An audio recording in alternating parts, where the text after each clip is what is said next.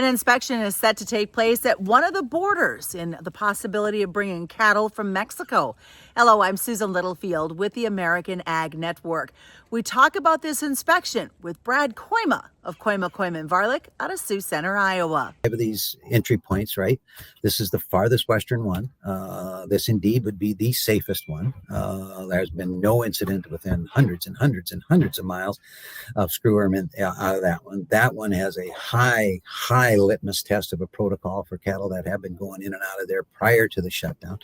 I think I've gone through that on your show. I won't bore everybody with how all the inspection process and the Ivamec, the dip vat thing. And I mean, there's quite a protocol there. I do find it a little bit, I'm struggling not to be a real smart aleck here, but I mean, what are they going to inspect?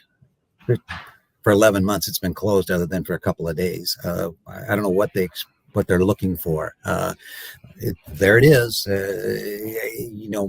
Not too hard for me to jump to the conclusion that, well, why would you go down there to inspect it if you're not going to make an announcement, and say, okay, here's the deal. This is the protocol. This is what's going to happen. And so we'll anticipate that we start to slowly bring cattle in here on X date, right? I don't know what that is, but I that would be my suspicion. How much that means to the market, if you're super bullish and say, well, it ain't gonna make any difference if they bring in 1,000 cattle a day. No, probably not. But every time we had a screwworm, the market went sharply higher. It's not going to be bullish when they open it. So maybe it's a non-factor, but don't forget about these stupid headline reading algorithms that may or may not react to something like that. So I'd say a little bit of caution, maybe especially in the feeder trade, is still probably a good idea. I'm Susan Littlefield reporting.